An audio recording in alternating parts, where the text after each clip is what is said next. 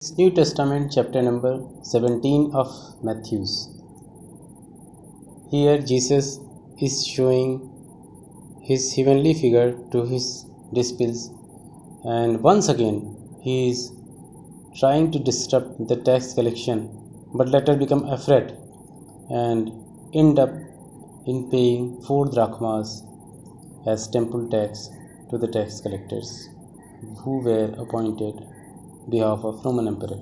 So we start with the transfiguration. Jesus took with him Peter, James and John, the brother of James, and went to a high mountain. There he changed his shape, and his face shone like the rising sun, and his dress became white as light. And he was seen in the sky along with Musa and Elijah. They were talking with Jesus. Peter said to Jesus, "Lord, it is good for us to be here.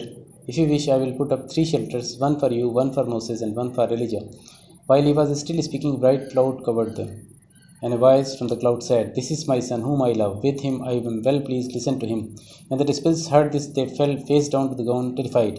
But Jesus came and touched them. "Get up," he said. "Don't be afraid." When they looked up, they saw no one except Jesus. As they were coming down the mountain, Jesus instructed them, "Don't tell anyone what you have seen until the Son of Man has been raised from the dead." The disciples asked him, "Why then do the teachers of law say that Elijah must first come?" Jesus answered, "To be sure, Elijah comes and will restore all things. But I tell you, Elijah has already come, and they did not recognize him, but have done to him everything they wished. In the same way, the Son of Man is going to suffer at their hands." Then the disciples understood that he was talking to them about John the Baptist. According to Jesus Christ, John the Baptist was Elijah, who was predicted in the old book of Jewish people. And he is showing them along with the Moses and Elijah. In that way, he is confirming his heavenly connections. So whether actually these things happened or not, we don't know, because through our science and technology, this sort of things cannot be proved. This whole event is appear to be cut and paste from the Persian myths, where Ahura Mazda came as a human being and showing them along with the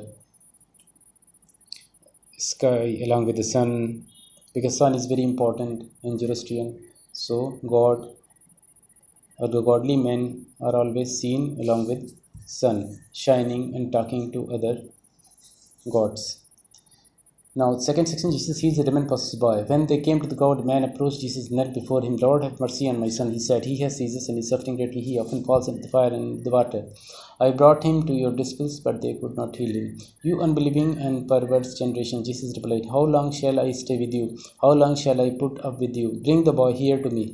Jesus rebuked the demon, and it came out of the boy, and he was healed at that moment. Then the disciples came to Jesus in private and asked, "Why couldn't we drive it out?" Jesus is rebuking his disciples because they were not able to do what Jesus is able to do. The reason Jesus is telling that it is because his disciples were having little faith. "Truly I tell you, if you have faith as small as a mustard seed, you can say to this mountain, 'Move from here to there,' and it will move. Nothing will be impossible for you." But we know that after Jesus Christ, no one was able to do that miracle of healing the sick or moving the mountain like that. Even Jesus was not able to do. Jesus is again predicting his death. When they came together in Galilee, he said to them, "The Son of Man is going to be delivered into the hands of men. They will kill him, and on the 3rd day he will be raised to life." And the disciples were filled with grief. Temple tax. The next section is temple tax. After Jesus and disciples arrived in Capernaum, the collectors of the 2 drachma temple tax came to the Peter and asked, "Does not your teacher pay the temple tax?" "Yes, he does," he replied. When Peter came into the house, Jesus was the first to speak. "What do you think, Simon?" he asked. "From whom do the kings of the earth collect duty and taxes? From their own children or from others?" from others. Peter answered, then children are exempt. Jesus said to him, but so that we may not cause offense, go to the lake and throw out your line. Take the first fish you catch, open its mouth, and you will find a 4 drachma coin. Take it and give it to them for my tax and yours. This is very important because Jesus is again proving that he was a very racist person, and he was always having in his mind a bias, a positive bias for the people who are direct descendant of Bani Israel, direct descendant of Moses and Abraham.